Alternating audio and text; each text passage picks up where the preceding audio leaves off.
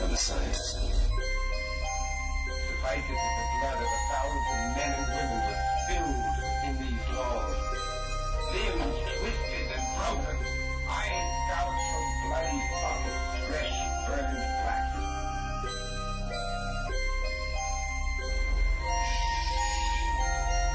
Please. No way for death. In death, there are no accidents, no coincidences, no mishaps, and no saves. What you have to realize is that we're all just a mouse that a cat has by the tail.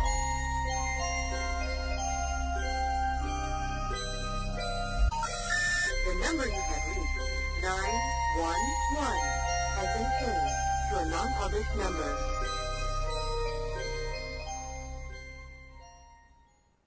Warning, the following show contains conservative posturing, radical Christian ideas, and may offend pagans, Wiccans, Islamic fundamentalists, and other unenlightened individuals. Callers and guests may be subjected to brash and offensive comments by the hosts and any other type of bullying tactics available. But that's okay. We know why you're here. This concludes this test of the emergency broadcast system. Tonight is Monday, September 24th, 2007.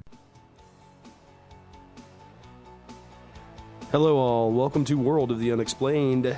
Hey guys, we every now and again on the show we sit there and we try to figure things out and why isn't it broadcasting? Oh, why isn't this website come up? It's just part of the job, I guess, So I'm sitting here without my headphones, just kind of talking into the mic. That's why you sound so weird, okay. Right, because I'm just sitting here. Oh yeah, that's why you're talking into the corner. Okay, I got right. you. Oh yeah. So I mean, we're just sitting here just trying to figure out what's going on. So there's gonna be a little noise, I guess, unless Scott wants to take it away while I actually try to. Who, me? Yeah, of course I will. Yeah, because I'm just talking. I can't even hear myself. Okay, I don't well, know how I sound or. If I'll take it from English, here. So. I do want to say that I'm totally embarrassed and ashamed that the United States of America would allow a man like Abdinajan to come over here to our country and come to our university and speak freely. I don't think it says anything about America being, open to freedom of ideas and freedom of speech. I think it says more along the lines of, us being... Chuck, would you kill the music for me, please? I just can't talk with that. Yeah, I think it says more about who we are because you look at, he's going to a liberal university and he's speaking to a bunch of students who probably most of them are liberals, so they're fascist anyway, but he's speaking to a bunch of these kids and, I know a lot of the kids wanted to say something to him. They wanted to ask him certain questions about the Holocaust and things like that he denies, but what was Columbia University's response to their free speech? The response was, you can have your questions looked over by a screener, and if we determine that question's appropriate, then we'll ask it for you. That's free speech, according to Columbia University. What kind of mockery is this? Can you hear now? Yeah, I think I'm here somewhere. And here's one even better. Let me go one even further. Well, with okay, you. all right. And then I'll let you jump on the horse. But one even further here is that when Columbia was asked. And there's the phone ringing. Hello. When Columbia was asked the question of why they didn't have an ROTC program at their school, the response was they didn't have an ROTC program in the school because the Army was not openly accepting of homosexuals. However, they will let a man who denies the Holocaust, believes we should kill all the Jews, and who has also put several people to death for being homosexuals to come and speak at their school. Where is the sense here, people? How does that make sense? You know what? Okay, I'm just down the United States because you're saying, oh, they're a bunch of warmongers is basically what you're saying. But that someone like this that does want to pick fights, wipe out a race of people. But then you let a warmonger sit and come in and speak freely and kiss his ass. Well, I almost said the word, but I didn't. Almost did. There's a part of me that says, okay, yeah, let this lunatic have some kind of say, because otherwise we would truly be hypocritical. and say like, no. But then again, it's what your point is. Like, if it's truly free speech, then we should truly be able to ask whatever we want to this guy. Yeah. And I mean, let me go down to Columbia you're right. University So I mean, and talk. on one hand, I mean, I can understand, all right, he's an insane, crazy dude, and I think nobody really is going to deny that. And he really shouldn't have a right to even talk. But I mean, somewhere along the line, we have to at least hold the higher moral ground. Yeah, try to maintain some kind of sense of higher moral ground, no matter how ruthless and underhanded and dirty these dudes are, And I think it's sick. I want my country back. I for one want my country back. Better than them. I just think it's odd to have a man come over here, a man who we're basically almost at war with now. Yeah, I mean, and allow him to sit. I mean, what are they thinking? Oh, they're not. That's what it is. To be perfectly honest with you, I mean, that guy's life expectancy is pretty limited anyway. if all the students and everybody were really allowed to have their say or have their speech to that guy, you don't see him speaking in a conservative Southern university. Well, no, I guess not. But I mean, well, you know why? Well, he would probably die. Somebody probably would kill him, and he probably wouldn't speak. I mean, he would probably I'll talk, but his life would be in here in the jeopardy. South. Here in the South, we embrace the Second Amendment more so than I think other people. Anyway, though, I want to turn this into a little happy moment before we go on. I would like some happy moments. You would like some happiness in your life. All right. Well, D. Clements, our telephone guru, and everything else that he does. Sometimes he's known as John Norway. Sometimes he is. John is Mr. Norway over there is having a baby. Wow. So, well, yeah, he's not. That would definitely make the headlines. He would actually, he would be a guest on our show. People would listen to the show then. Yeah. So how does it feel having a child and being a man? It doesn't make any sense, does it? We'd have a lot of callers on that. Yeah, I bet we would. But no, Dee and his wife are actually having a baby, and she's what, three months in now? Yeah, about 3 months. Man. That's awesome. And they got to see the little sonogram today, or not that, maybe it wasn't today. I guess it was a different day. Yeah, it was Tuesday. Tuesday. This is just amazing stuff. So congratulations, Mr. Clements. Thank you very much. We're way to go, Dee. Yeah, way to definitely. go. Way to go, Dee's wife. I don't know.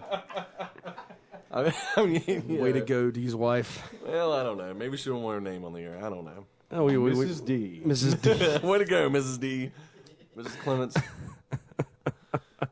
I just thought back to a conversation we were having outside before you arrived, Trent, about and this would be such a perfect opportune moment to slide that old nickname phrase. No, I'm not going to do it. I was just bringing it up because it's kind of funny, and we'll talk about it on break when no one can hear. It's apparently something we can't talk about. No, right? we can't. We can't say that on the air. Yeah, we'd get kicked off by somebody. So anyway, picked up by someone else. Tonight's guest, his name is Bryan Alaspa, and the book is called Haunted St. Louis. That's and right. It's another Schiffer book. Actually, I wanted to tell you guys about this. I'm collaborating. I thought you were going to say coagulating. Coagulating. No, I'm actually corroborating. God almighty. Now I can't say it. Can't talk. Corroborating. I'm collaborating with Terry Bain on a book that's being put out by Schiffer. We talked about it earlier this week or last. I don't remember when. She called me up. And so we're going to start going to some of these haunted places and doing some of this stuff in the local area through some of the connections that I have, since I know all these people. Yeah, right. So we got to keep her in the dark. No, I'm kidding. No, but the people I do know, I'm getting some contact stuff going on, and we're actually doing something for Schiffer as well. And so I think that'll be really kind of fun, and it's going to be interesting and all that stuff. But tonight we have one of Schiffer's other artists, Bryan Alaspa. He's 33, and he's been wanting to write all his life, and he wrote his first third-grade story on his mother's typewriter. I find this interesting because when I was a child, I also had one of those old typewriters that you had to really bang the crap out of the keys. I know on. exactly the ones you're talking about. Oh, yeah, and you'd have to turn the ribbon, when you would, had like red on one those side. old Underwoods? I don't remember what it was, but it had red on the top and black on the bottom, or vice It didn't versa. plug into the wall? No. This is, you had gotcha. to beat this thing like with a hammer to get it, because when you're a kid, man, and you're trying to bang away at this, you don't have that. Here's my noise right there. Oh yeah, And the ribbon gets tangled up, and it really of course, easily, yeah. keys And also the stick. keys will just like, and and all the keys will come together. and then you don't know whether it's the Y or the W that's sitting up there, so you have to pull them all And back. you know what's even worse too is the fact that with those old typewriters, I remember having one of the letters was red because I'd actually cut my finger and it was bleeding onto the keys. That's strange. Interesting I have story I have an there. interesting story about that too involving. But now, anyway, he's got two novels out now: you The know. Ballad of Blue Denim Gang, a sci-fi novel, action adventure story, and The Vanished Child, a murder mystery type of story. So is he with us, D? I believe Okay. so. But right now we're going to talk about Haunted St. Louis. which Haunted is, St. Louis. Bryan Alaspa, how are you tonight? I'm fine, just fine. I'm curious to find out about how you bled all over your typewriter, though. That sounds intriguing to me. I never actually added my own blood to any of the ink of any of the typewriters I ever had. Well, I'll tell you how this happened. Scott's actually a Satanist. What? No. Oh my gosh. I'll tell you how this happened. You remember when you were a kid and you go see your doctor, and this, when you were little, they wouldn't draw blood; they would actually prick your finger. Right. Well, I had that happen. He did it on my index finger of my right hand, and since I'm right-handed, and I was hunting and pecking because I didn't know how to type, when I was a kid, I was slamming it down, constantly on these keys, and the key turned red. What letter exactly? I don't remember. I'm thinking it was like probably around the J. The J. It was in that red area. J. Yeah. Oh my God. Here's the A. Maybe the red letter A. That could be a name of a book. Anyway. I think it was. The red letter That A. is very interesting. Yeah, I've never quite did that with any of mine. So I think you made me beat there. Adding blood to your own writing. That's new with me. It was serious stuff, man. It was might called wanna- The Dog from Outer Space was the name of the story. I'm not kidding. I'm not making this up, man. This thing was like 10 pages, man. I thought I was like I thought it was like a War and Peace, man. Yeah, I mean, when you're little, man, you put out 10 pages type Yeah, single you're like, space, man. That's a I am the lot. greatest writer alive. One day I will win the Nobel Prize. I really did. That's exactly what I thought. My first one was actually about 3 pages. It was one long, continuous paragraph with very little punctuation, and it was essentially a takeoff of Jaws. So that's pretty much what I was. Third grade. Mine was a takeoff of The Cat from Outer Space, the Disney film. Oh, really? Yeah, Oh, wait a minute. Isn't it called That Darn Cat? I don't remember. I didn't have a typewriter. I had to write mine on loose leaf paper. let's get to Brian's book, man. But this is such an interesting topic, Scott. Who would have knew this would come out? I'm sorry? I said, who would have known this would come out? Yeah, exactly. Who knew how, where this would end up? Yeah, exactly. So you've been writing forever then. Pretty much, yeah. I've been writing in one form or another for a very long time, and mostly writing short stories for a long time, and then finally, towards the end of high school, beginning of college, attempted to write my first fiction novel. It was terrible novel, the first one, but nevertheless, it kind of gave me the bug to write more, and so I've actually since written a third fiction novel and have worked on several more, but this is the first one. Now, the Ghosts of St. Louis book is the first one that's not been published, self-published. It's actually through Schiffer Publishing, and it's been a whole new, different experience to actually have editors and marketing people behind it, and people who actually have more of an interest in the book than even I do. So this is a whole new experience for me. I feel every now and then I actually almost feel like a big shot. It's kind of interesting. So did you have any formal writing education? Did you go to school for English or journalism or anything like that? Well, yeah, actually, I did go to school for journalism, but I kind of got sidetracked by broadcasting. And wow. the college I went to was in St. Louis, Webster University. Okay. And I got in there thinking, it was one of those things where I wanted to be a novelist, but your folks say, well, you better learn something just in case that doesn't quite pan out. Yeah, something that'll make money. Yeah. Yeah, exactly. So I thought, well, I'll be a journalist, and I got into it. At first, I didn't really like journalism writing, and sort of wondered, okay, well, now I'm here. What am I going to do? And they were just starting the new campus radio station, and somebody said, you've got a halfway decent voice. You should come on the campus radio station. And so before I knew it, I was I was getting involved in radio and thinking that that's the area I would go into. But this is really odd. You and me could be twins. I started the whole same route, the English major route, and then I wanted to get beyond the inverted pyramid, and right. And then I did. I started this show at Guilford College on 90.9 FM in 2001. 2000. Yeah. It only had one mic too, and you had to pre-record them. You had to pre-record all the shows. Yeah, go somewhere and get it processed, and then actually just play them. So but that's very interesting. Yeah. Then I did something stupid and went to law school. God, what was I thinking? Oh my gosh. Yeah. See, once I got out of school, I haven't gone back. I've decided, you know what? I don't have any other interests that require my going back to school at this point. So, I've and really, I sort of, bounced around in, this is, I don't know how exciting this is, but, sort of bounced around in trying to find where I wanted to go and trying to, working part-time at a lot of radio stations and things like that. And before I knew it, I had spent 10 years working in human resources for various different companies and finally decided, look, I got to get back to the whole reading thing. And that's when this project, writing about the haunted houses in St. Louis kind of fell into my lap. And then I started writing, other things full-time. Even just, writing for companies and things like that. So so now I've been full-time as a writer for, just over a year, although I've been writing all along in one form or another, but concentrating on making it my career for about a year now. And this, like I said, this book is the first one now that, really has meant something, a lot to me and what came to me, through an actual publisher and has actually garnered some real interest. So it's been a whole interesting process dealing with an actual publishing schedule and things like that. So, Now, are you a native Missourian? Actually, I'm a native Chicagoan, Okay. And in fact, that's where I live now. And I somehow, when I wanted to go away to school, was looking for a place that would be far enough away that I could be away from home, yet close enough where if I really needed to get back home, I could. In other words, you didn't want the folks to drop in on your beer bust. Exactly.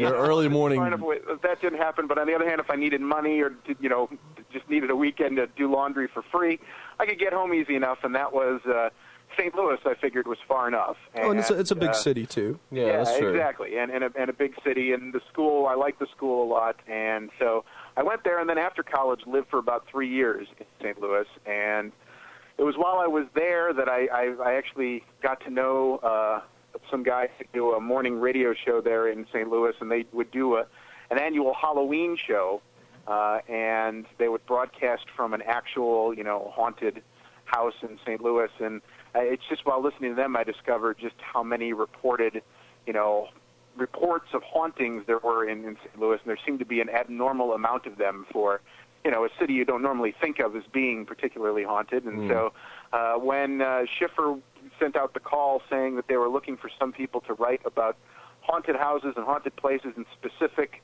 American cities, I said, well, I live in Chicago. They said, we've already got a Chicago writer. I said, well, how about St. Louis? And they said, great. And so I said, good, because I actually know more about haunted houses there than Chicago anyway. So it was kind of a lucky break for me, and so that's how the book came about. So. Well, I don't know if you caught it. I'd mentioned earlier, I don't know if you were on the line, but Terry Bain, who wrote Actual Factual Dracula, she's actually writing a book for the Greensboro area of North Carolina here, and asked me to to help collaborate some of that stuff with her. And so maybe it is Schiffer that's putting this one out too. So I guess it is they're just combing the entire country for some of the most haunted cities. Yeah. Huh. They definitely seem to like the regional and local flavors for their books. So so it was definitely an interesting thing to kind of get involved with. And they were, like I said, once they said Chicago was out, I was like, well, St. Louis, I actually know more stories there, and it's been good working with them. So. Okay, no, this is not the right book you're pointing to. But it does mention. Where did the book go? Well, Scott, I don't know. I gave you the book. Oh, here it is over here. It's my fault. Anyway, but so St. Louis is not a city well known. Oh, wait a minute. How many times we were fine. We got about a minute. Okay, it's not a hard break. Yeah, we'll get back to this in a minute. But St. Louis is not necessarily a place that a lot of people think about ghosts, although people may think about it. It's well known for its spirits. Right. Sorry, that was the worst. Caught that. That was like the worst joke ever. I just caught that. That's but anyway, awful. Yeah, Okay, that is Scott, just terrible. I'm really sorry. That deserves something here. I've got to find the right sound effect for that. So, but I was going somewhere with this because basically one of the main stories in your book, Brian, is the Lemp Mansion, and they basically founded their wealth on the sale of alcoholic beverages. Now I realize that we're about to go into break, so we'll just hold off on that. But we'll start actually talking about We'll talk about the book now after the break. After the break. So you guys hang on. 877-SCARE-U2. That's 1-877-SCARE-U2. Free, toll free in Canada and the United States, or locally 336-996-1596. You're listening to World of the Unexplained, and we'll be right back after this. This is World of the Unexplained. Chuck, you're pointing the wrong direction. Your job as a producer is to point to the right direction, but that's okay. The numbers are 1-877-722-7382. Watch for the finger. Yeah, watch for the finger.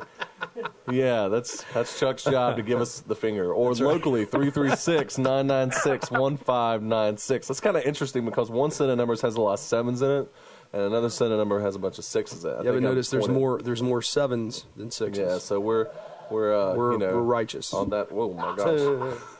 Anyway, so that's the numbers. Or get on the chat room and ask questions. Are you in the chat room? Yeah, I am. Okay, cool. So it's working properly. All right. But we got Bryan Alaspa on tonight. Give us you a call. can visit his site at www.BryanAlaspa.com, and he spells his name with a Y. So that's BryanAlaspa. And you know, that's interesting, too, because the first guy I met, whose name was Brian, when I was a little boy, he spelled it with a Y. So every time I saw it with an I always thought it was weird. It was misspelled. And I always wanted to call him Brain. Yeah.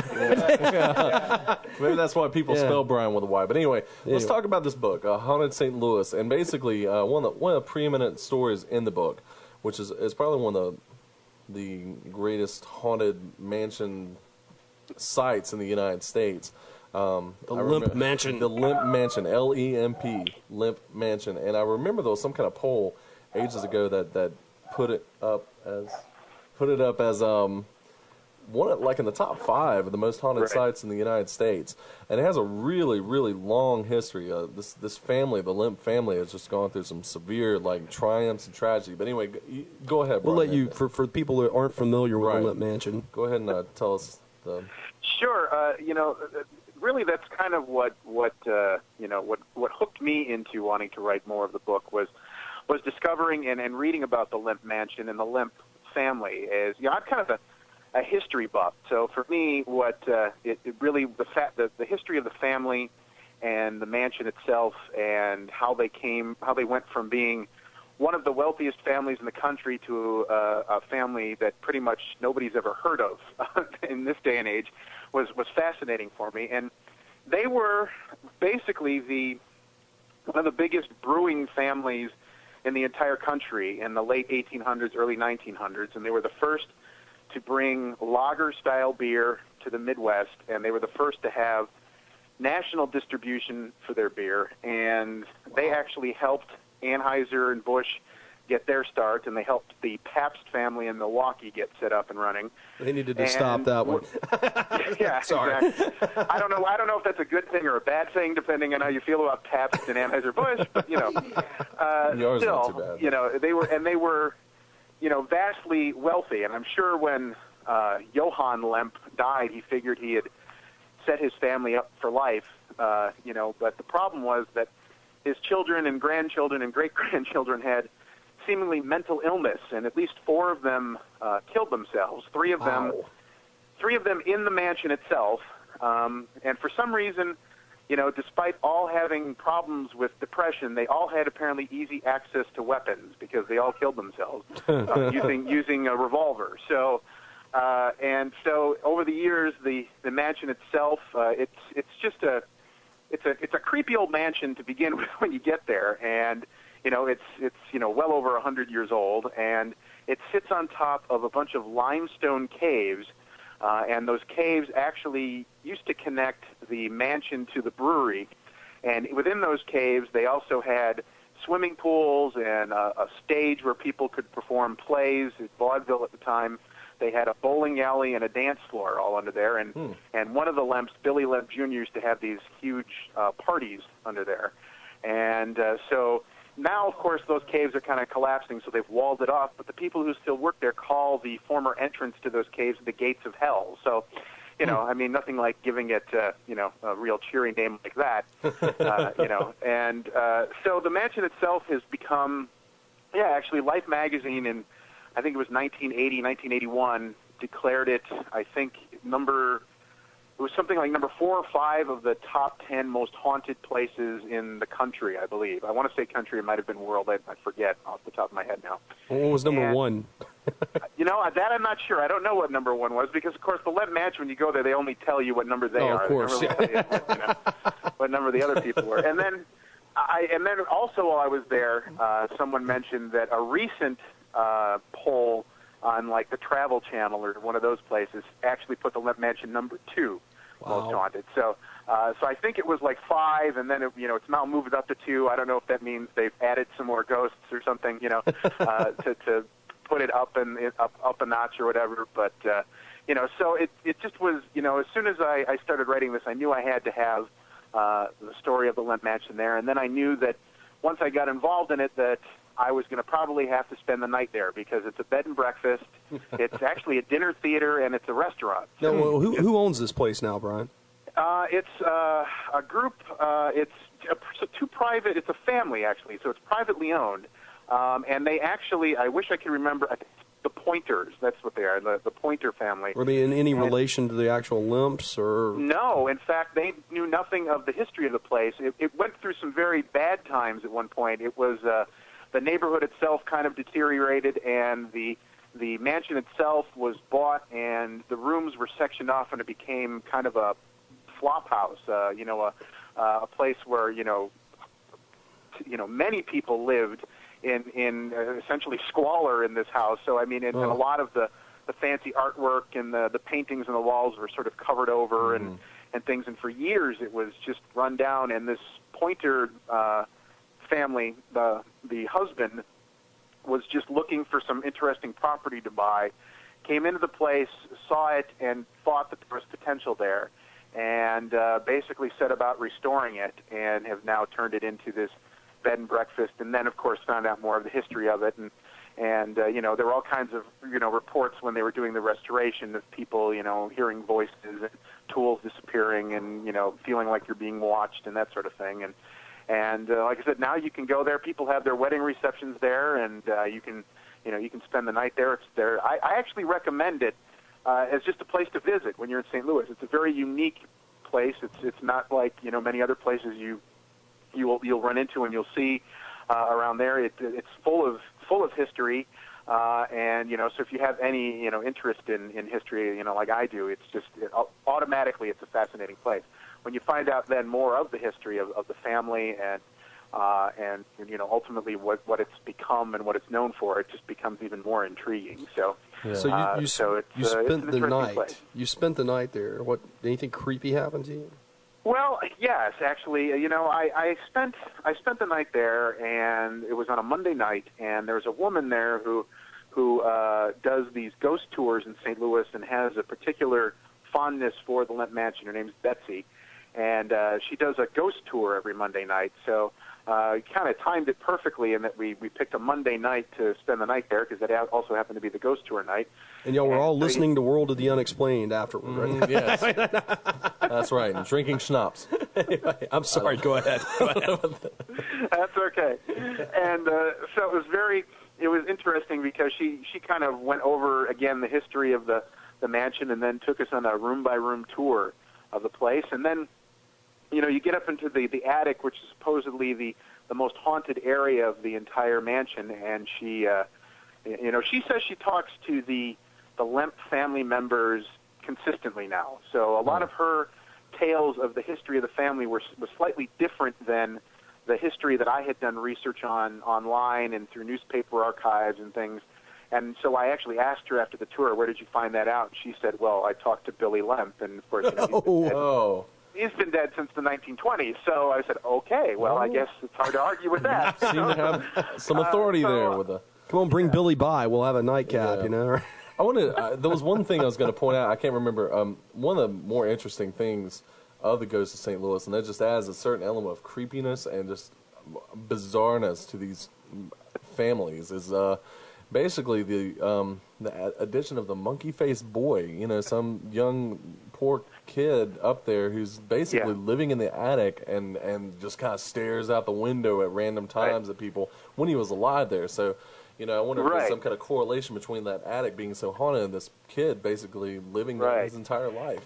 And that's where some of Betsy's story of where this boy came from and the commonly held belief, because I had done weeks, maybe months of research, and everybody had it seemed like everybody agreed that the monkey-faced boy was actually Billy Lemp's illegitimate son that he had maybe during one of his parties with maybe a prostitute or something of that nature, and that the child had been born deformed in some way, and so they just sort of locked this child up in the attic and kept him there, and he would look out the window of the attic, and the neighborhood kids would see him and gave him the name the monkey-faced boy. Now, Betsy says she heard directly from Billy that isn't the case, that it was actually his brother, and that his mother had the child when she was near 50 years old, and so the child had been born with what we would call Down syndrome today, and that they put him up in the attic because he needed 24-hour care, and there were servants who lived up there, and they would be able to take care of him, around the clock when the family couldn't do that. And she actually says she won't ever call this entity the monkey-faced boy, because the monkey-faced boy has told her he finds it insulting and has told her that his name is actually Zeke. Now, she's the only one who has given him a name, and anybody who's talked to that says there are no real records of this child, so they don't know what his real name was. Right. But she says it was Zeke. So as far as I'm concerned, if he wants to be called Zeke, if I'm there, I'll call him Zeke. Okay. So, I don't want to upset any spirits in the Lemp Mansion. So, but the attic where he lived was supposedly the most haunted place that you can stay, and it used to be unfinished. They've now added 2 different rooms up there, so you can stay right in that attic if you want to. Oh, that's wonderful. Stay in the room where a young man with Down syndrome had been held in prison for 20 or 30 years of his life. Pretty much, yes. Anger and life there. all the emotions that you can imagine somebody having up there. Right. And there's some in the Lemp family mausoleum or crypts or whatever. Isn't there a tombstone somewhere that basically it just says the name Lemp, and there's no actual name or birth date or death date. It just says Lemp.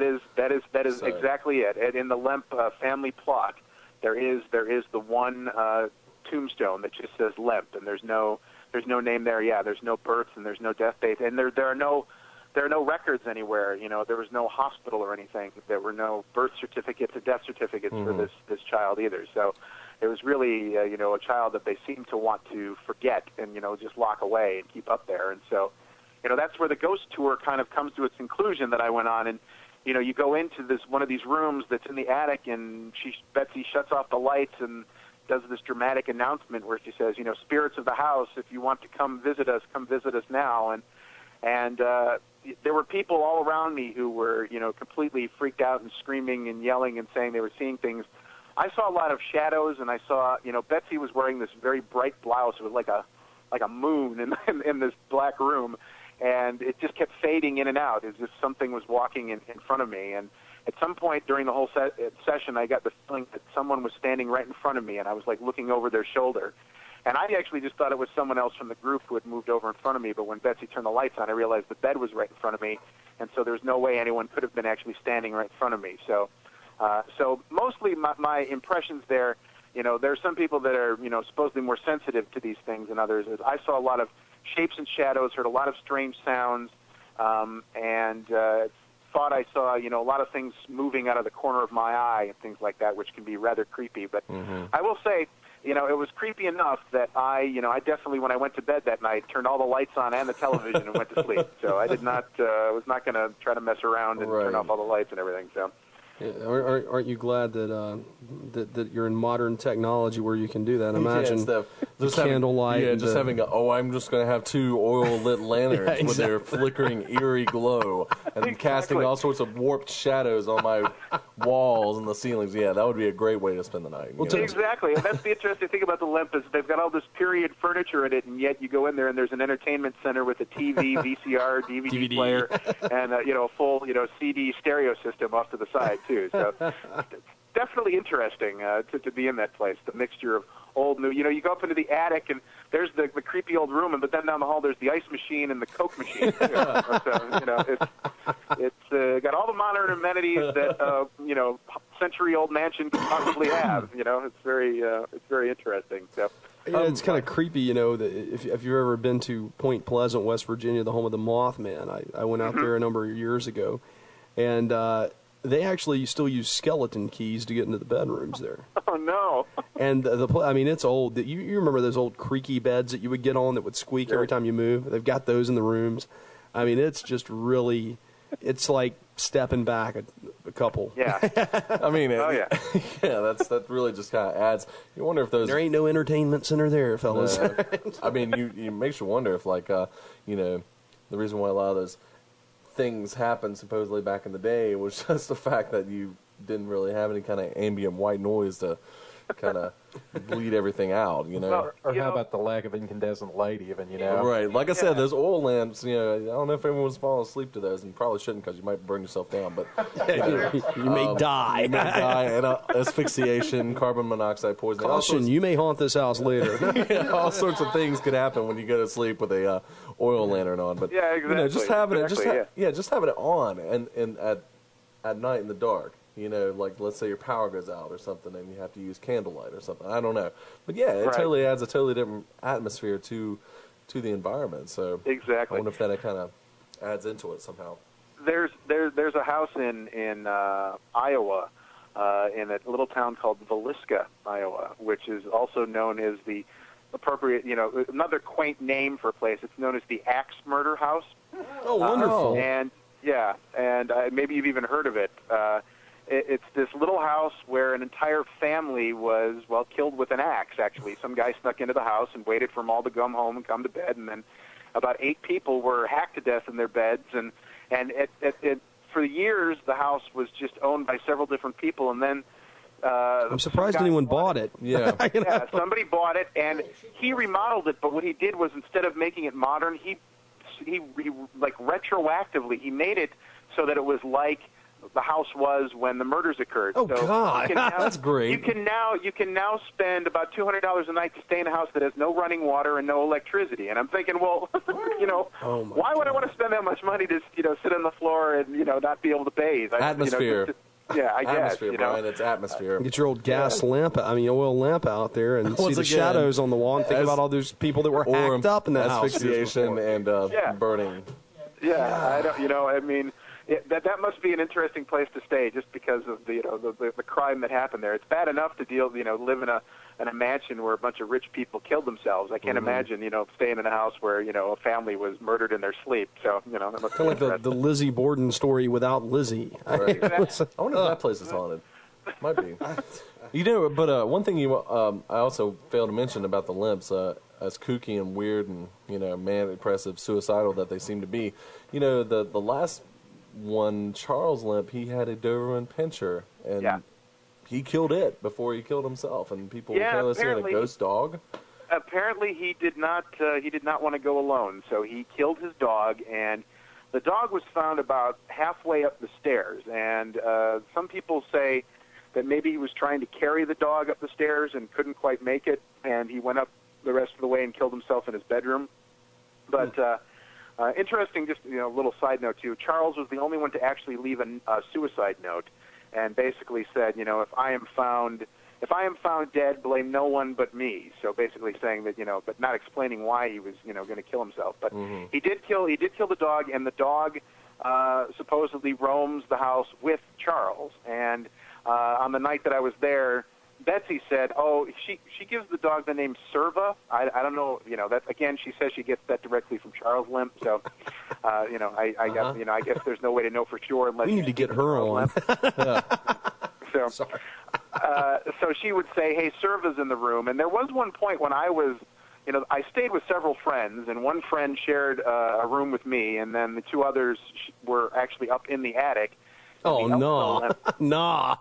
And at one point, when they had the door open, we were all up in that room, I swear I saw something out of the corner of my eye run past the door, and it was very low to the ground, and I actually had the impression that an animal, a dog, had just run. Oh, my gosh. But there are supposedly that there's an atrium downstairs that was built for, I believe it was Billy Lemp's mother, who had a big love of nature, and she had a lot of cats, and there are supposedly ghost cats that run around in there as well. So wow, I didn't run any 9 lives ran out.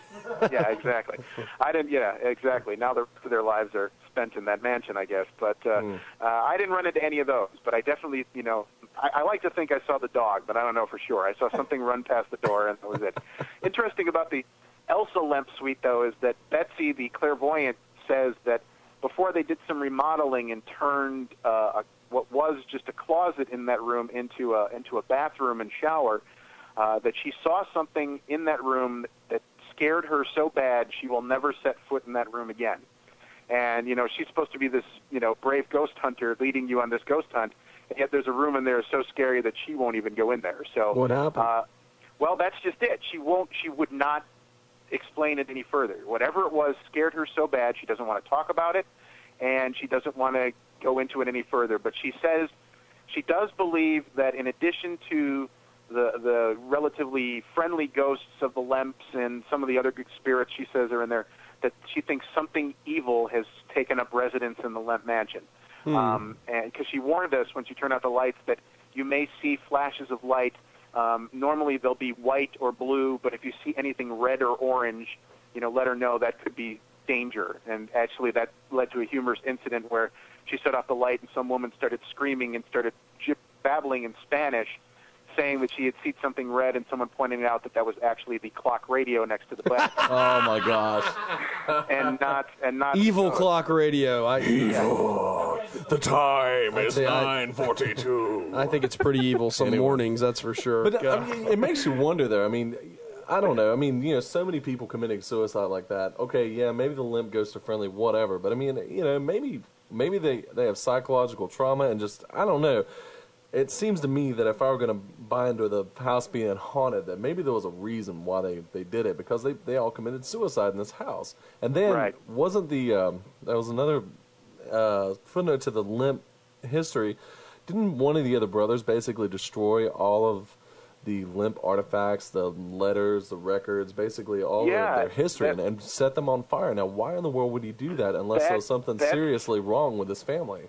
That is another strange mystery of the Lemp family that, of course, no one knows for sure. The last Lemp, Edwin Lemp, who lived, I think, probably the longest and died natural causes at an old age, and he never moved back into the mansion. In fact, he warned his brother Charles that he shouldn't move back in the mansion either, because Charles had actually gotten away from the family and had actually started his own business and had nothing to do with the family. But Brian, you with us? Yes. Okay, we're losing you. You're kind of cutting out on us. Oh, sorry about that. Okay. Can you hear me okay? Yeah. That sounds a little better. Okay. So basically, Edwin tried to warn Charles not to move back into that mansion, and Charles decided to do it anyway. And when Edwin died, he told his butler, who he was very close to burn all of the family, whatever Lemp papers he had left and whatever pieces of artwork that he had left, and that's what he did. And Edwin himself was cremated, and his ashes scattered to places that nobody knows for sure. And so it's one of those things where the butler did what he was told and burned everything. And so what was burned? What did he not want people to know? It's just another mystery. Nobody knows for sure, what it was about, or maybe some of the paperwork about the child that has no name on the headstone was in there. Who knows? Nobody knows what could have been in that paperwork and in those documents that got burned. So I think that Edwin didn't like some of the attention that his family had gotten with the suicides and with the ghost talk at the mansion, and maybe just hope that maybe burning everything would somehow make it all go away. I really don't know, and it's just the family definitely had mental illness as a problem. So perhaps he was just crazy. Yeah, that's true. Things. He just displayed it a different way somehow. Exactly. So. Well, we're coming up at the top of the hour for our hard break, but just hang around with us. We've got 5 minutes going in, and give the website again. What was it? www.BryanAlaspa.com. Yeah, it's BryanAlaspa.com, and you can check that out there and grab a copy of the book, and you can also Ghost of St. Louis. Yeah, I'm sorry, Haunted St. Louis. Oh, that's what it says on the board. Oh, it does. Yeah, I was looking at the board. I wasn't looking at the book. Well, it says Ghost of St. Louis, the Lemp Mansion, and other eerie tales. That's the title. It's Trent. Trent, you're the one that wrote it on the board. All right, I was on another planet right now, Okay, I Ghost knew what the title of St. was. Louis. Ghost of St. Louis. Excuse the me. Lemp Mansion and other eerie tales. Right. Maybe I just did that to throw you off, Mr. Smith. Maybe. Maybe. Anyway, so we're going to take our long break, and we'll be back with Bryan Alaspa and the Ghosts of St. Louis right after this. Hang tight. You're listening to World of the Unexplained, and we want some callers to call in after this. We'll be back in just a bit. The whole thing about And we're back. World of the Unexplained. Tonight our guest is Bryan Alaspa.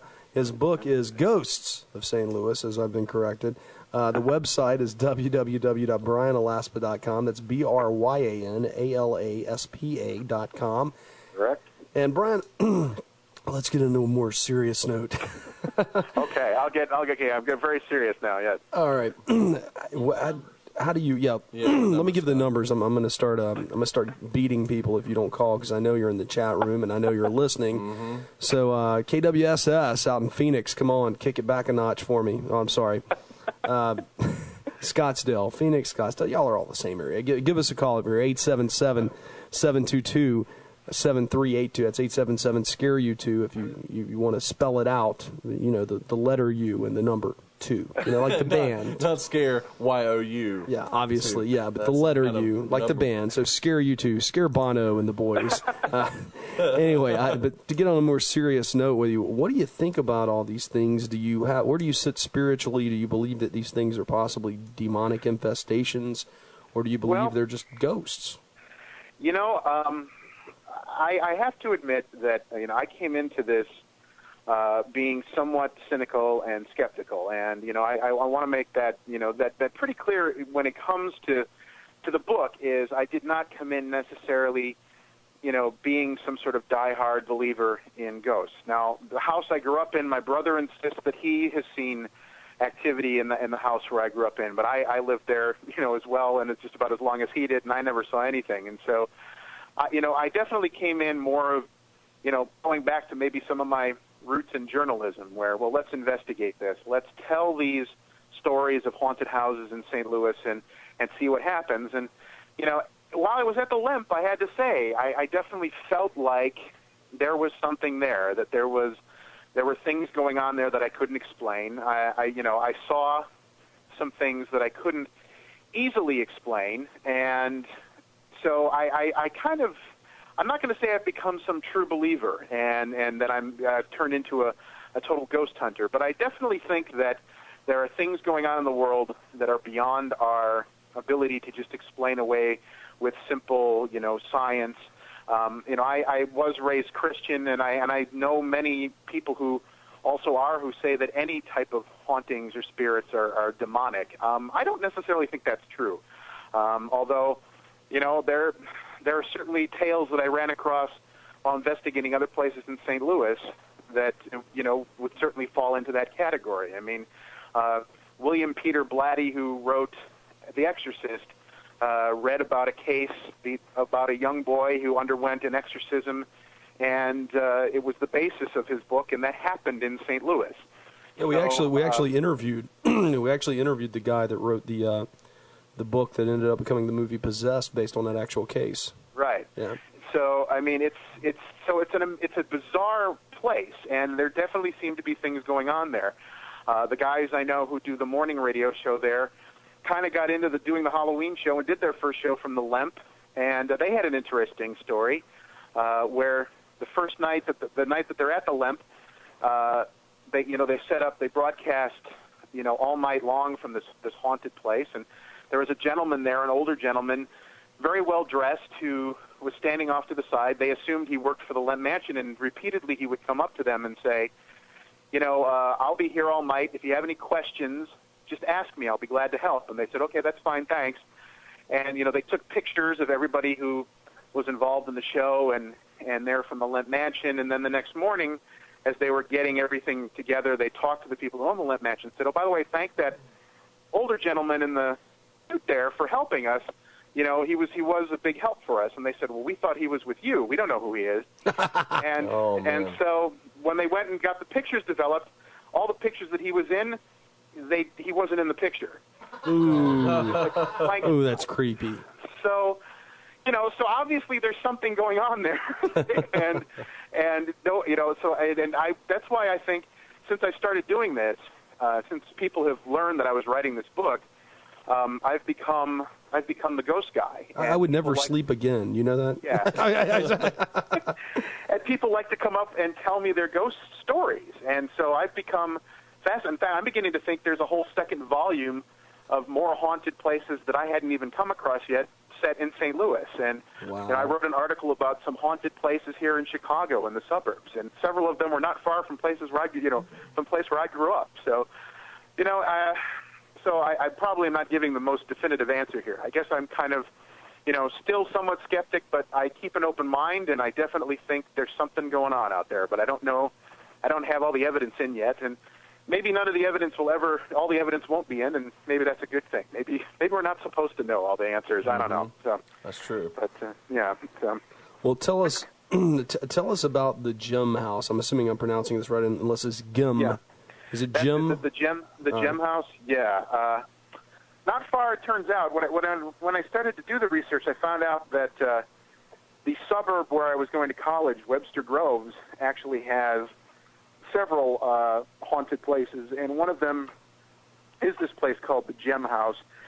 Unfortunately, it was not a place that I could get to myself. It is a private residence, and they kind of, don't really want people showing up at their door to talk about the ghost. But I wonder why. Yeah, exactly. But it's a rather notorious place where people hear, things move, where they hear footsteps, and they predominantly go up and down these stairs that lead up to an attic, and an attic door that doesn't close and constantly opens. And people who've done research say that one of the men who first lived there was notorious for burying coins and money around the property, and had a step near the attic that he could lift the top and hide things in. And so a lot of people think that the ghost is basically walking around still trying to find all the money he buried all over the house. So there's that one. And then not far from there is a place that still exists, and it's it got its start as kind of an orphanage. Well, not kind of, it is an orphanage, and essentially still is. And it's been in existence, like so many buildings in St. Louis, for 100 years or more. And it, so of course children have died there. There were another place that for some reason had tunnels beneath the building, and some children died down there. There was a fire there, and so it's a place where you can sometimes, hear children where there aren't actually children around, like laughing, and there's, a ghostly little girl in white who stands out by a tree, and you hear again, people who work there at night hear voices where there are no people there, and things of that nature, and you again see, I believe one of them was, you'll see the little girl outside by the tree, but she's actually floating 4 feet off the ground, things like that going on. So it's obviously not a real girl. There's just something creepy about like little kids that are ghosts that laugh and play. It just chills you to the bone. In my opinion, than some of the EVPs and things that I've heard from people who get like the sound of, children laughing and giggling when there aren't any children around, and pictures of that. It's just, I don't know why that's somehow more creepy, but it is. I don't either. It's like clowns, they're scary. You know, God forbid you get into a place that has haunted clowns. I Oh, don't think man. it's the one In fact, that foot. Haunted clowns and little children I don't know. laughing, That seems playing like- with the clowns. Yeah, that seems like the most disturbing haunted place ever. And you know what? Have you ever really heard about a haunted place that involves haunted clowns and children? You know, no, I haven't. Although, you know, I am in Chicago where John Wayne Gacy lived. Oh, yeah, that's true. And of course, he was notorious for being a party clown. So, for all I know, the place that used to have his house still sees ghostly clowns. But man, talk about a clown, a ghostly clown of a serial killer. Now that I'm telling you, this gets worse and worse. Somebody should write this down. I was gonna say this is a great pitch for Hollywood right here, man. You would think so. Like ghostly we're giving this stuff serial away killer. for free. Exactly. I'm just thinking that. I'm like, what am I doing? I'm giving away these ideas here. Come on. It's gonna be your next book, man. Exactly. So I mean, that's a very good point, though. Or even worse, like a haunted McDonald's. You know, you got Ronald running around with the kids and the Happy Meals. And you deserve a break today. well, you know what? Those Burger King commercials. Hopefully they're not. The King. Are creepy enough. Oh yeah, that paper mache king thing they're Yes, doing I mean, now. you know, there was that one commercial where a guy woke up and the king was in the bed with him. I mean, That is the gayest thing I've ever seen in my life. Oh my God! When I saw that, I was like, "The king's gay." Just, and then just handing him like a sandwich or something. I mean, you know. Oh, it's like, what are you doing in my house, in my bed, you crazy? I'm going to call the cops. And then all he did was hand the guy a sandwich, and the guy was like, "Oh, it's okay." I'm like, "No, he's still in my bed. What are you doing?" You somehow broke into my house, and exactly. You know, you're handing me a sandwich. Like I'm going to trust you. I don't even know who you are. We don't even know if the sandwich is poisoned. Yeah, it could just be, oh, that's delicious. I'll trust you, weird paper mache king guy. Did you see they'd actually come out with a video game that they were giving away at Burger King with the King? There were several of them, actually. Oh, several of them. Oh, mind control, I say. That's what it is. Oh my gosh, that's too funny. Mind control king. Let's have the Whopper is the best. You know? It's like he's fishing. I eat them every day. 2 times a day to build my strength and immune system. Oh, No, zero trans fat, my friends. Yes, Zero that makes it all better. Makes it all better. It's like KFC advertising, and now with zero trans fat. You're like, yeah, I'm going to eat that bucket of chicken. It's good for me. You gotta imagine what else is in there too, other than the lack of the trans fat. Yeah, there's no telling. Oh, they just put some beta carotene in there, and you know. What's worse there's vitamins is in that Coca-Cola chicken now. You know, Coca-Cola now coming out with these vitamins in the soft drink. Oh yeah, like that's gonna There's a be new ginseng Pepsi out too. Have you seen this? Well, we've got Chris from Atlanta. Chris, how you doing, buddy? Doing all right. How are you guys doing tonight? You were calling about the King, weren't you? Actually, no. Oh, okay. But the King and the haunted McDonald's and all that stuff, you know, just the absolute absurdity of what you guys were talking about. But it made you call. But you never hear about it, though, Chris. I'm always dealing with when it comes to ghosts. Okay. Brian, have you ever heard of a happy, helpful ghost? No, I have. I generally have not. You know, most of the ghost stories I run into they're not usually very happy, and they're not very helpful. They tend to be a bit of a nuisance, and they tend to be rather unhappy because they all died in very unhappy circumstances. So no, I have not run across that in my research. No. Because, you see, I'm looking for a roommate that doesn't take up a lot of space and who will do the dishes instead of throwing them at me. And awesome. I'm thinking that a happy, helpful ghost who, you know, vacuums like once in a while, takes out the trash on occasion. That's amazing. That would be a cool thing. You need a day job or something to pay the rent, though. I think, well, you know, yeah. But somehow if the house is clean, you know, that almost makes up for it. You know? Well, exactly. You know, there was one story that I have heard, and the only one that comes to my mind when we were interviewing Lloyd Auerbach a year ago. Yeah. Lloyd was telling a story about a ghost that helped a kid with his homework, didn't he? I remember that. Yeah. Yeah. I mean, this was an actual story, and that the ghost hung around, helped the kid with the homework and all kinds of other stuff. And I don't remember if the ghost finally went away or if it stayed. I don't know. Yeah, I don't remember. It's been so long since I've heard it, but yeah, that's the only helpful one I can think Starting to feel of. science.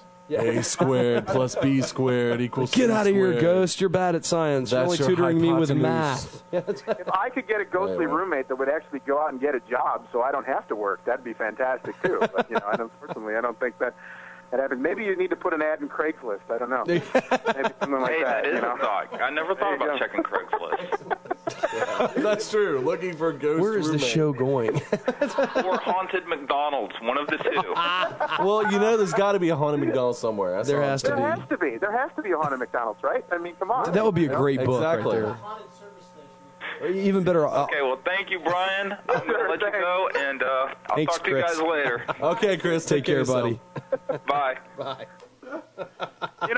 It's interesting. The closest I've come to a haunted McDonald's was here in Chicago. There's a local fast food chain called Brown's Chicken, and there was a Brown's Chicken. Of course, not to bring everybody down, but there was a Brown's Chicken that in 1993, 8 people were actually herded into a freezer during a robbery and then gunned down. Oh man! And for years, that Brown's Chicken just sat there empty. No wonder. And there were supposedly people would hear screaming and the sound of gunshots coming from it. And then they finally caught that. 10, 11 years later, they finally caught the 2 people responsible, and they're on trial, and they tore down the old Brown's Chicken.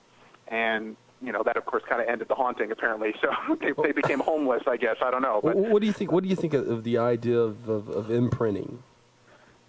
Well, I think it's interesting. It's definitely a theory because a lot of people talk about, some ghost researchers, I shouldn't say a lot, but some that I read about, talk about that and talk about how limestone, of all things, tends to absorb energy, or they believe that it absorbs energy more than other minerals and rocks. And that is one possible explanation for why there are so many unexplained things that happen in and around St. Louis and perhaps most of Missouri, because that whole state is basically nothing but limestone underneath the soil there.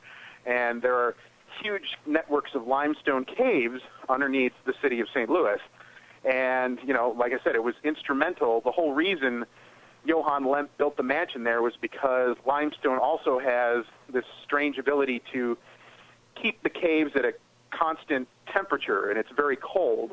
And you need to have the beer in order to ferment. You need to keep it at a cold temperature. And back when he first started his brewery, refrigeration was more theory than actual practice. So, he used the caves for that. And so, there may be something to that. Maybe that's part of the reason. Now, maybe what you really see there are just some kind of weird energy fields and things, from the limestone that you're sitting on. But there are ghosts at the Lemp that really are just sort of like a videotape. There's supposedly a gentleman who will sometimes appear sitting at one of the tables in one of the dining rooms, and his clothes look strangely out of date, and he doesn't really do anything. He doesn't interact with anybody. He just sits at the table for a few moments, and then, as soon as anyone approaches him, he disappears. And, some people just say that for whatever reason, that guy is just, for whatever energy he left behind there, it just kind of loops over and over again in that dining room. There's also an entire family that likes to appear in that dining room. And, again, they seem slightly out of place. They don't really bother anybody. And, again, they'll just be there and then suddenly disappear. So, That's maybe there very really is something to that, But, again, it's another theory. It's something else that, I keep in the back of my mind when I read about this stuff and I research this stuff and write about this stuff, and don't know for sure. There's so many different theories about what would happen, and you talk to different people who have the different theories. Betsy, the clairvoyant who did the ghost tour, had her own theories that each of us carries sort of spirits around with us, and they're sometimes family members who watch over us, and so you bring those into.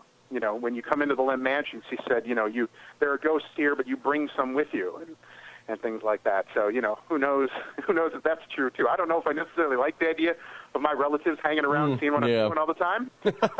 Exactly. some people might get comfort in that. I don't know if I would. I would feel very comfortable with that as well. I wouldn't want my grandmother seeing, all the websites I visit.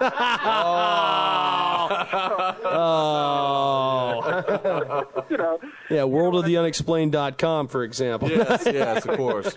Maybe I don't want her listening to this conversation right now. I don't know. Exactly. So.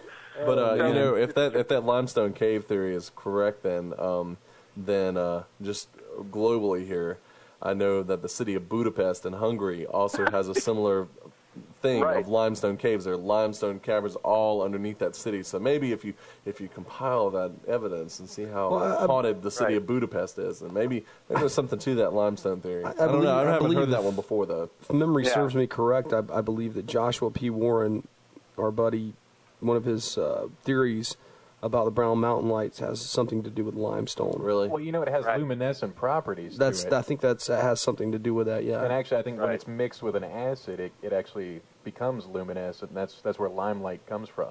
Limelight, living. I thought it was just a Rush song. No. Look at this. We got a whole science thing going on here. I like it. Oh yeah, we're living in the limelight. We are a very classic rock. No, that's right. Geddy Lee.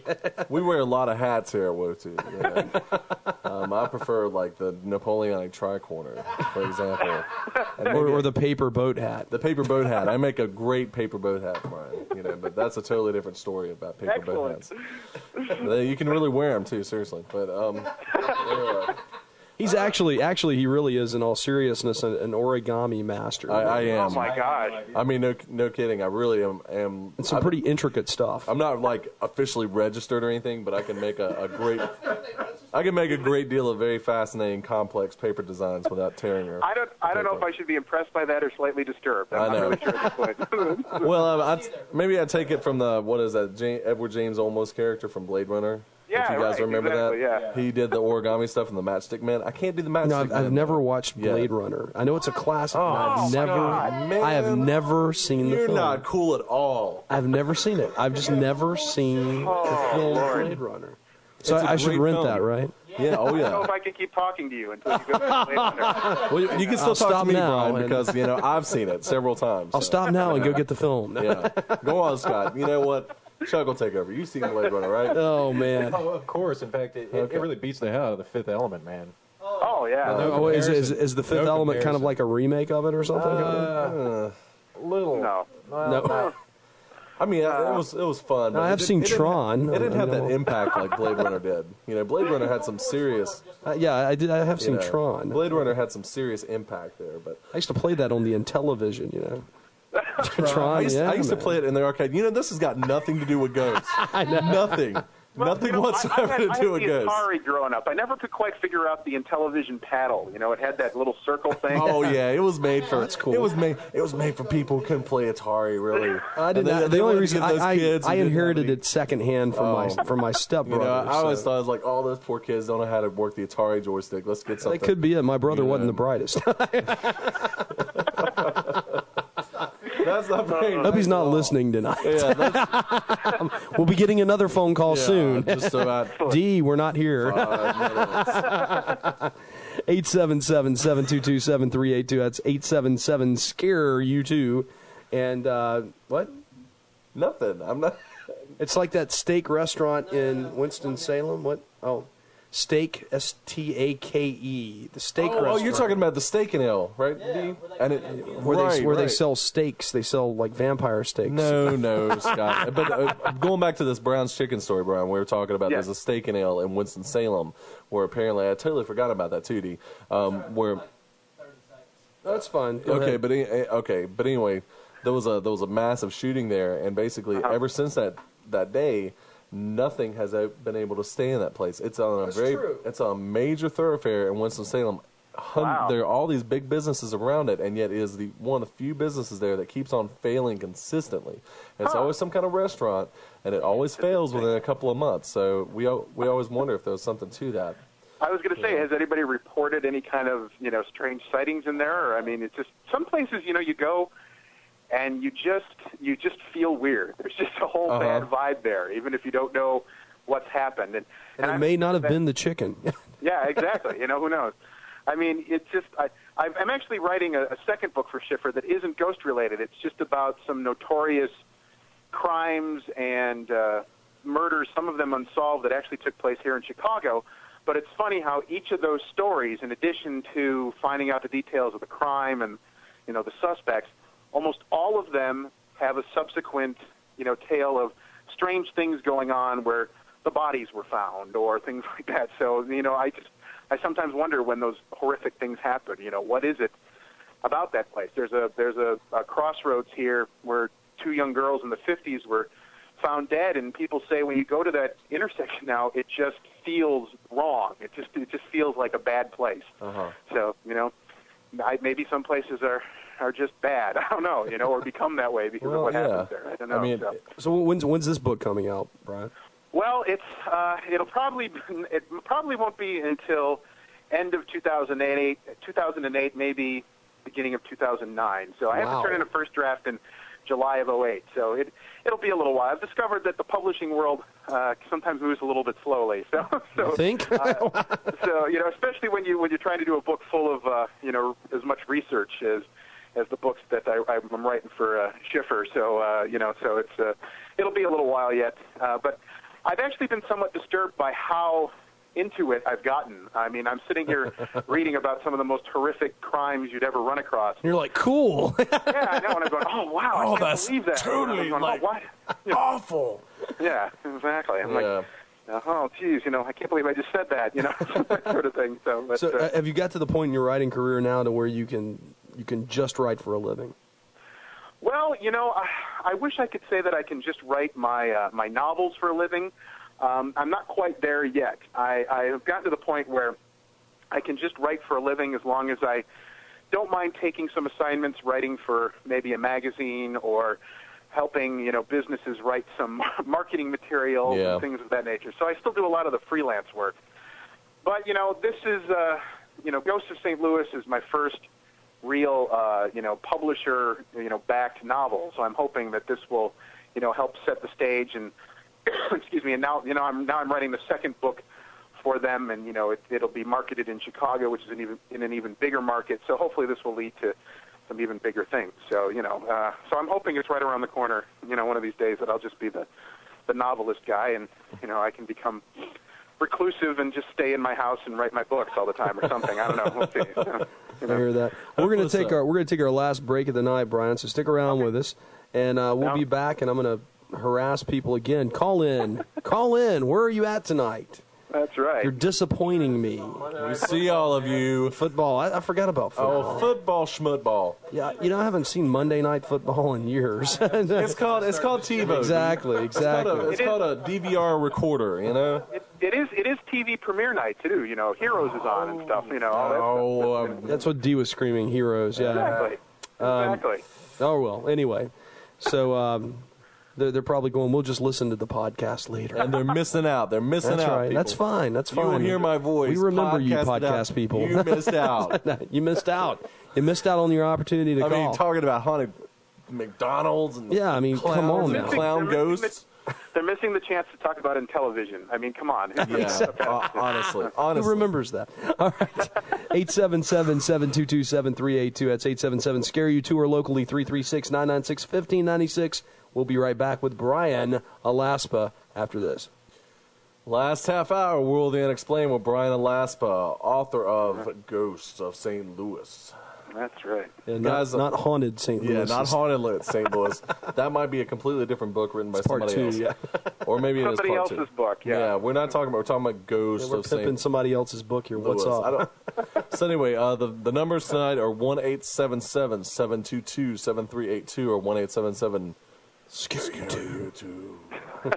I like my creepy ghost voice. And then the local number is 336-996-1596. I see quite a number of you people in the chat room tonight. So give us a call. Yeah, pick up the phone. We know you're there. Pick it up. So, there was something I was going to talk about. Speaking of Chicago and, ghostly encounters, and I really haven't thought about it. I know there's probably some literature about it somewhere. But You know, am I mistaken, or was the St. Valentine's Day Massacre, did that occur in Chicago? Which, the St. Valentine's Day Massacre? Mm-hmm. That was in Chicago? Which one? I'm sorry, you cut out there. Yeah, the St. Valentine's Day Massacre. Which massacre? The one where, the guys dressed up like police officers and... Oh, that one, yeah. That did happen here. That has most definitely happened here. That was one of Al Capone's most notorious things, where he gunned down, where a bunch of his people gunned down a bunch of about 7 or 8 people, and there are reported hauntings in that location as well. Although it's not it was a garage back then, and it's now actually some like condos or something now. But supposedly the area does occasionally experience some strange phenomenon. People hear some strange things there, but.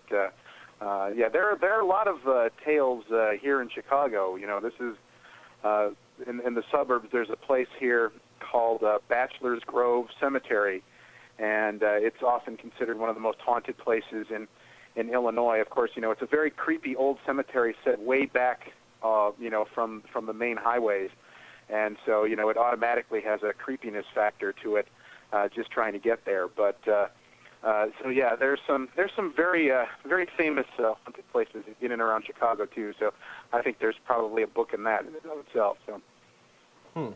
Interesting. That definitely would be kind of cool.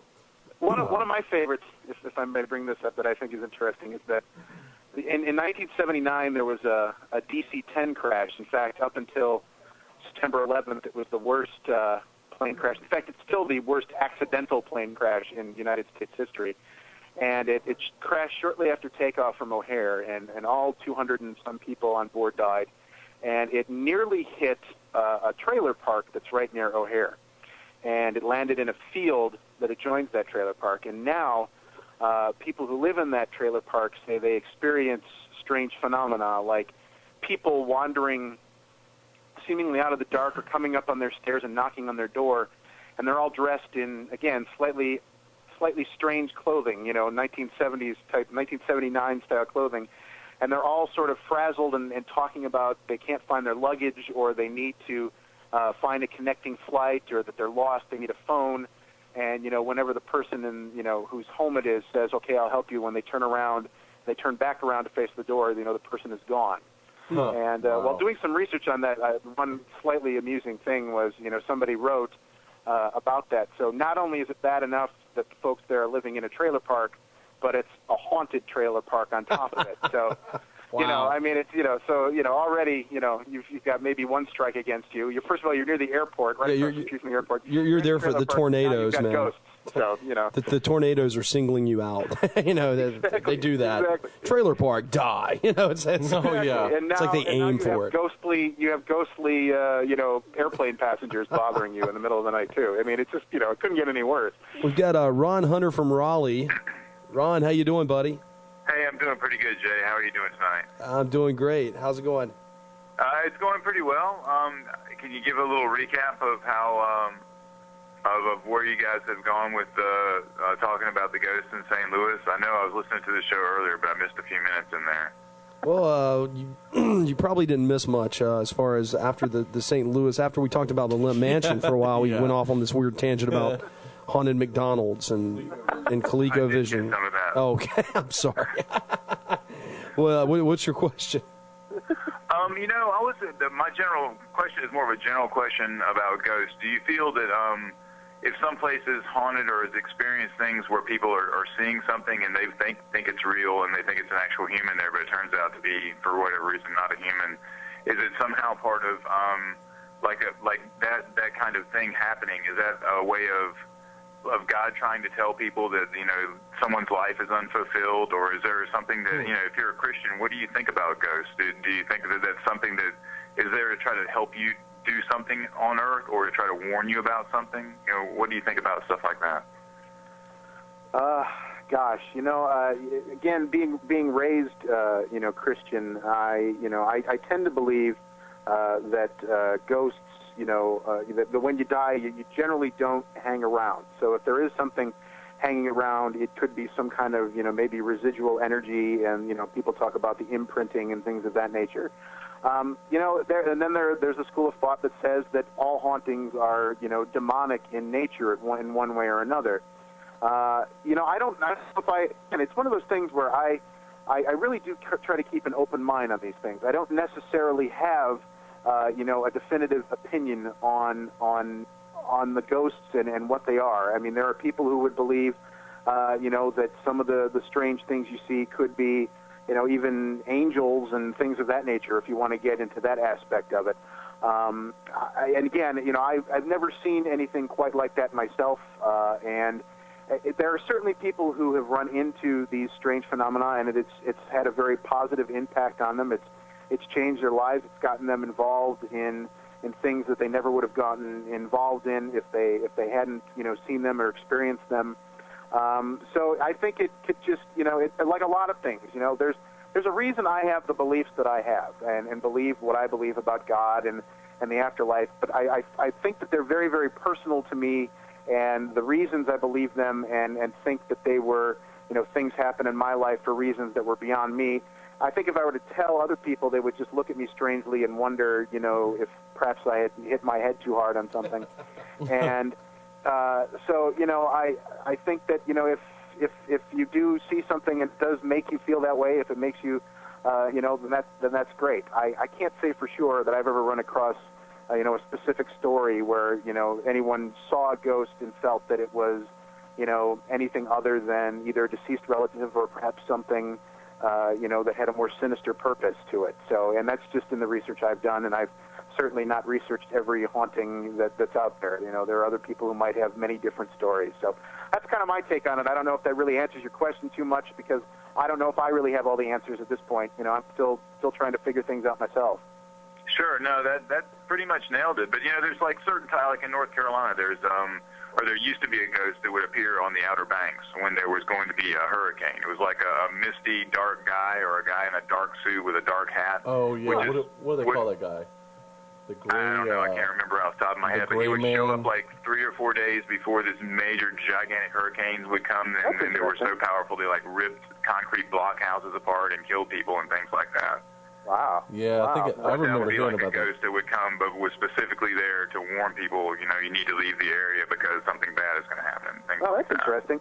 I mean, well, you get into the whole, those Mothman things too, and those stories. Now, I haven't studied that to any great degree, but some people, believe that those are sort of, some kind of warning that something terrible is going to happen there too. And I've heard of stories like that. And again, that could be a whole different area of, the paranormal to get into. It seems like there's a never-ending supply of things that, could be researched and written about and can get into. And sometimes I have to, try to pull back, because it seems like everywhere I turn, there's some other fascinating, aspect in people telling stories about things that I've never heard of before, or never gotten, or hadn't, run across information on. So yeah, that's definitely interesting. And unfortunately, the ones in St. Louis, I've not run across any that seem to be helpful. They all tend to be, rather nuisances, really, for most people. So. Well, Ron, we appreciate you. The aspect I like about the paranormal of this, as much as, because I like to get involved in Christianity. I think people should be involved in civil defense. But the thing I like the most about it is that part of every ghost story is the story. Is that you have to stop and learn how to tell a story well before you can really tell the ghost story. So I think you did that part really well. Oh, well, thanks. Well, we appreciate your call, Ron. We'll do that. Yeah, for no other reason, people will learn to tell and repeat ghost stories and stories from their families, just so they can practice telling stories and get some practice at it. Well, there you go. Good comments, man. Thanks a lot for calling, Ron. We appreciate you. Hey, no problem. You guys asked me to, remember. All right, take care. See ya. Take care. All righty. Oh my gosh, it's almost time. Oh wow. It is. Yeah, we've run out. All right. We've just been yakking it up. We're gonna give you the final word, Brian. What do you say? Well, I just want to really thank you guys. This has been a heck of a lot of fun. I wasn't, and had a great time talking with you guys. So appreciate you letting me talk. I think that if people want to read some very interesting stories about some scary places and a place they didn't really think of, my book is the one that they should definitely get. So definitely. I would definitely say that's the case. And actually, I also wanted to say too, if anyone goes to my website, you can send me messages too. if you want to send me some ghost stories too, I've like I said, I've become kind of a collector. I'm more than fascinated and interested in that too. So you can contact me through my website as well, and I don't have any problem with that either. So you can find that all out at my site. So thanks, guys. All right, thanks so much, Brian. That site again is www.BryanAlaspa.com, BryanAlaspa. Thanks so much for coming on World of the Unexplained. It's been a pleasure, Brian. We'll get you It's been back. a lot of fun. Thanks, guys. I appreciate it. Yeah, you got to come back. Yeah, definitely. All right, thanks. I definitely. All right, take care. All right, take care. That was Bryan Alaspa, and you can buy his book at BryanAlaspa.com. So there we go. That was pretty good. Yeah, Ghost of St. Louis, not Haunted St. Louis. Yeah, I don't know where it was. My Wow. mind is elsewhere. We have something interesting to do later tonight. Oh yeah. Mr. Clements and I are going to kill a Yellow Jacket institution at my house later. Yeah. Are we going to destroy it? Yeah, we're going to get gasoline at night, and we're going to run out there and smoke them out. We're going to smoke them out. Well, this was World of the Unexplained, and we'll see. We'll get a new co-host there whenever Scott recovers from his extreme burns, and possibly D too. Though I trust D a little more. We're not flaming anything. We're just pouring the gas down the hole. Oh, yeah, that's the way you kill them. Pour gas down the hole. well, I guess that would kill him. I don't know why you're okay. World Scott is going to destroy a Yellow Jacket nest. Maybe we'll run into some haunted Yellow Jackets. Haunted Yellow my front Jacket yard. nest. I mean, shoot, we've gone the whole gambit of haunted things, right? I mean, the other thing we haven't covered is haunted Smurfs and Papa Smurf. Yeah, He's in the room. Haunted clouds.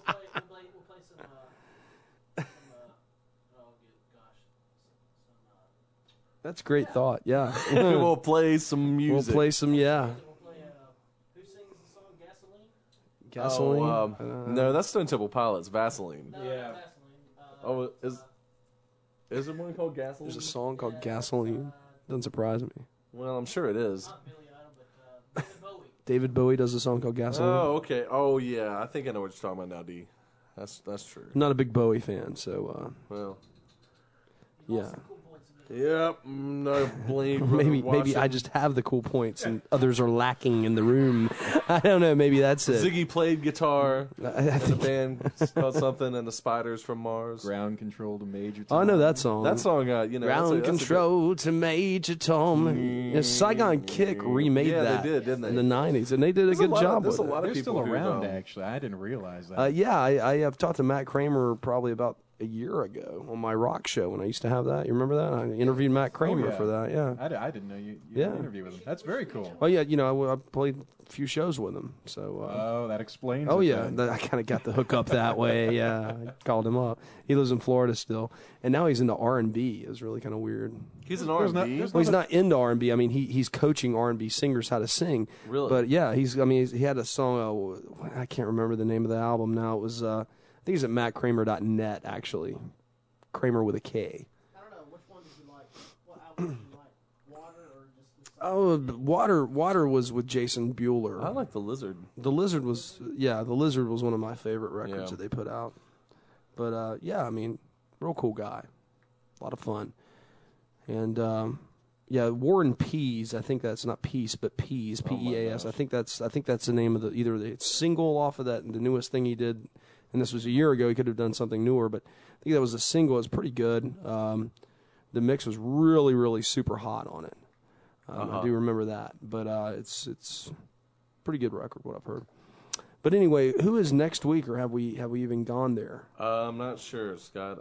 Did you book that, or was that my That was responsibility? probably supposed to be you. Okay, well, next week starts October, doesn't it? Mm-hmm. So I'm not going to let you down, listeners to the WOTU. Listeners to the WOTU. Yeah, I've got some surprise stuff in mind here that I've been planning for a while. So, don't shake your head. Don't shake your head. I don't know what you're talking about, man. I do. I have this Dr. Pepper. I have some stuff, man. It's just I know, gonna, Scott. It's the. You got some shady stuff going on there. What was it? It's not old Little Don China here that's always got this shady underbelly it's lifestyle. the cat's pajamas, man. That's what I've got. Cat's pajamas. Yeah, Daddy-O. Well, it's better. It's better than you saying it's cat's meow, because that would remind me of a 60-year-old homosexual man wearing a cravat and very, very large glasses. It's cat's meow. You're the cat's meow. You know what I'm saying? It's the cat's meow. I mean, honestly, who really says that anymore? I'd like to know if somebody still uses that phrase. There's like a seriously. film with that title actually about oh my George gosh. Hurst. Really? You're the cat's meow. Well, no, it's not. It's just called Cat's Meow. Actually. And follow that up with you're the bee's knees. You know, The bee's knees, man. Bees is that one. Excuse me, William Randolph Hearst. But yeah, it has it has Chaplin depicted in it. It's biopic. But yeah, I don't want to give it away for anyone. But yeah, Okay. Yeah, don't want to spoil it's that. Sort of a murder intrigue sort of thing, man. And, you should check it out. Okay. Well, if you're in the, what was it called again? Pieces, the Cat's Meow. The cat's meow. Yeah. Yep. Alrighty. God, I know I've learned something I couldn't have lived without tonight. Well, Chuck is full of those very interesting little tidbits of information. Uh-huh. I can't really talk about some of it actually on the air, but yeah. Well, anyway, we're down to our last minute here. Oh wow. Okay. Yeah. Yeah. I'm busy doing all this stuff. I know. I can see that. Where's the music, man? We'll play it. All right. There we go. We got 45 seconds left. So we will see you next week, which starts the month of October. Oktoberfest. So we're going to have some good guests lined up for you for October because, well, it's World of the Unexplained, man. It's paranormal. It's controversial. It's Wotu's month. It's conservative. It's Wotu. Anyway, this is your host, Jay Scott. The only JD DJ on the Omnisound Radio 1 network, saying I'll see you next week. Okay, this is Trent Lackey. You're the bee's knees, guys, and we're coming the cat's meow. The cat's meow. We're coming from Kernersville, North Carolina, a small town where we talk about big things. Chuck, take it away. Yeah.